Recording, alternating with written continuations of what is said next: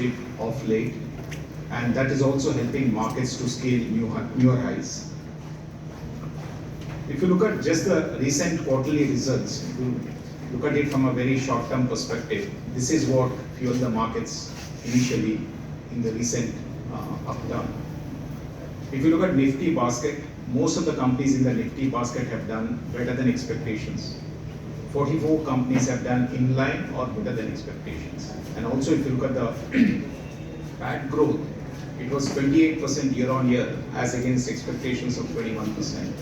So in that backdrop, if you're looking at 17% CAGR for next 2 years, it looks reasonably achievable target.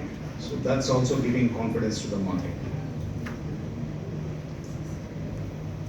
If you look at it from a slightly longer term perspective in terms of how Indian corporate profitability has been moving, we did see a bottom during financial year 2020, which was also impacted by COVID disruption, COVID first wave. Since then, we have been seeing increased corporate profitability, and as a percentage of GDP, it's been moving higher and higher. And now we are looking at a percentage which is closer to 5%, which is one of the highest levels that we have seen in the entire cycle in the next couple of years. If you remember, between 2008 and 2020, our earnings growth was very, very anemic. Most of the years, I would say, it had become a joke in the market that the analyst community and the investor community start the years with a 15% expectations and you end up with 5 to 7%. So the CAGR was very, very anemic. But since 2020, we have seen very, very strong growth, and we are looking to see similar trend continuing into 2025 as well. So if you look at Nifty earnings growth between 2020 to 2025, we have already seen 3 years of actual results, 3.5 years. This CAGR growth is likely to be about 19%. And unlike the earlier phase where only the large companies used to deliver results and hence only a segment of the market used to do well. But if you look at the recent uptick in corporate profitability, even the mid and small caps have contributed. In fact, they have contributed more than large caps in terms of the earnings growth. And the same ratio is likely to be about 23% for NSE 500, which has 400 non-large cap companies. However, if you look at the valuations, because they are also important, just not flows, fundamentals, and sentiments, you also need to look at valuations.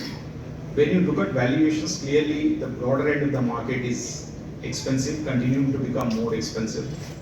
However, on the large cap side, as we have all seen, the growth continues to be still strong, but however, the markets have not gone up as much as what we have seen on the mid and small cap basket. So to that extent, from a long-term perspective, the current large cap valuations are more or less around the large cap long-term averages. So I would say between large, mid and small, the valuation risk is minimal in case of large caps.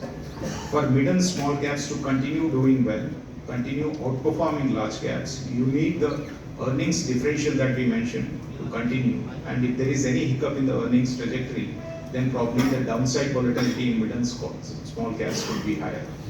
Because if you look at Nifty mid cap or Nifty small cap, both of them have been trading at a higher valuation as compared to large caps, and also higher valuation as compared to their own historical valuations. If you look at our total market capitalization and as a percentage to GDP, again this ratio has been moving up. We recently crossed $4 trillion in terms of our market capitalization, and today we stand at one of the highest levels in terms of this ratio. Again pointing to the fact that when you look at the overall market, the valuations are expensive, and probably more comfort is on the large caps, which have not gone up as much as the other side of the market.